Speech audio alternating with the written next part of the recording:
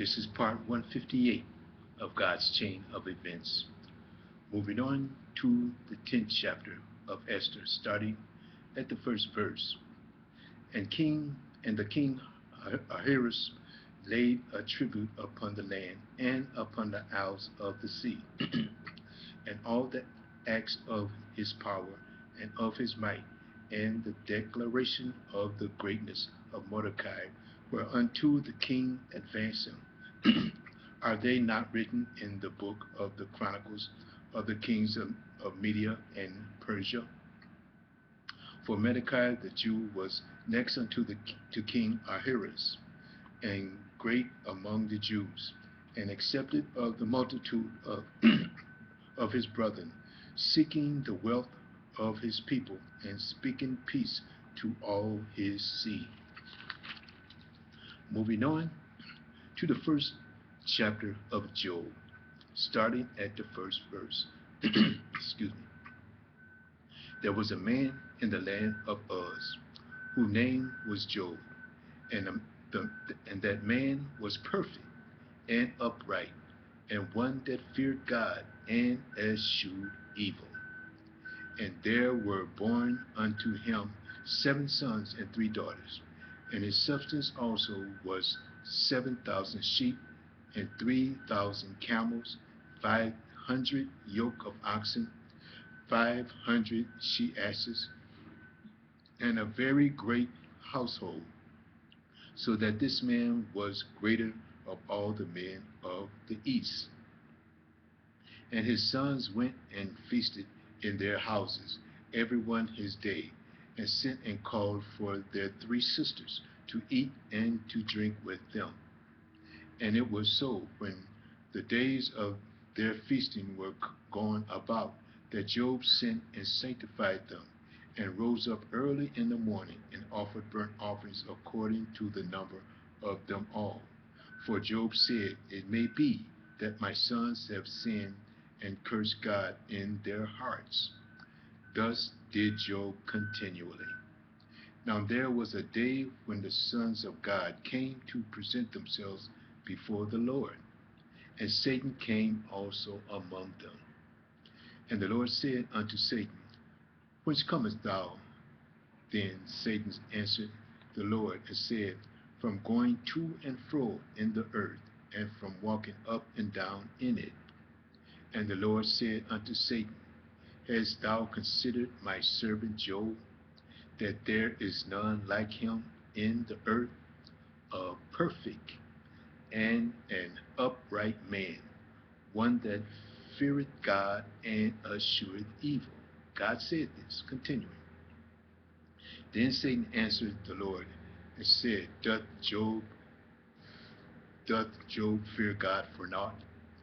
Hast not thou made an hedge about him, and about his house, and about all that he had on every side? Thou hast blessed the work of his hands, and his substance is increased in the land. But put forth thine hand now, and touch all that he hath, and he will curse thee to thy face. And the Lord said unto Satan, Behold, all that he hath is in thy power, only upon him himself put not forth thine hand. So Satan went forth from the presence of the Lord. And there was a day when his sons and daughters were eating and drinking wine in their elder brother's house. And there came a messenger unto Job, and said, The oxen were plowing, and the asses feeding beside them. And the Sabeans fell upon them, and took them away. Yea, they have slain the servants with the edge of the sword. And I only am escaped alone to tell thee. While he was yet speaking, there came also another, and said, The fire of God is fallen from heaven, and hath burned up the sheep and the servants, and consumed them. And I only am escaped alone to tell thee. While he was yet speaking, there came also another, and said, The Chaldeans made out 3 bands, and fell upon the camels, and have carried them away, yea, and slain the servants with the edge of the sword. And I only am escaped alone to tell thee. While he was yet speaking, there came also another and said, Thy sons and thy daughters were eating and drinking wine in their elder brother's house. And behold, there came a great wind from the wilderness, and smote the four corners of the house, and it fell upon the young men, and they are dead. And I only am escaped alone to tell thee. Then Job arose and rent his mantle, and shaved his head, and fell down upon the ground, and worshipped, and said, Naked I came out of my mother's womb, and naked shall I return thither. The Lord gave, and the Lord hath taken away.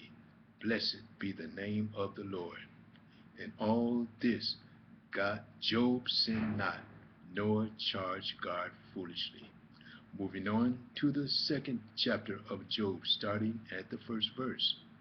Again, there was a day when the sons of God came to present themselves before the Lord, and Satan came also among them to present himself before the Lord. And the Lord said unto Satan, From whence comest thou? And Satan answered the Lord and said, From going to and fro in the earth, and from walking up and down in it. And the Lord said unto Satan, Hast thou considered my servant Job, that there is none like him in the earth, a perfect and an upright man, one that feareth God and escheweth evil, and still he hold fast to his integrity, although thou movest me against him to destroy him without cause. And Satan answered the Lord and said, Skin for skin, yea, all that a man hath will he give for his life.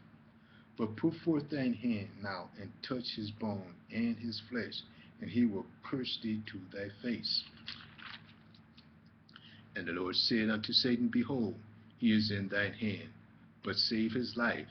So went Satan forth from the presence of the Lord, and smote Job with sore boils from the sole of his foot unto his crown. And he took him a potsherd to scrape himself withal, and he sat down among the ashes. Then said his wife unto him, Dost thou still retain thine integrity? Curse God and die. But he said unto her, Thou speakest as one of the foolish women speaketh. What? Shall we receive good at the hand of God, and shall we not receive evil? In all this did not Job sin with his lips. Now when Job's three friends heard of all this evil that come upon him, they came every one from his own place, Eliphaz the Temanite, and Bildad the Shuhite, and Zophar the Naamathite, for they had made an appointment together to come to mourn with him, and to comfort him.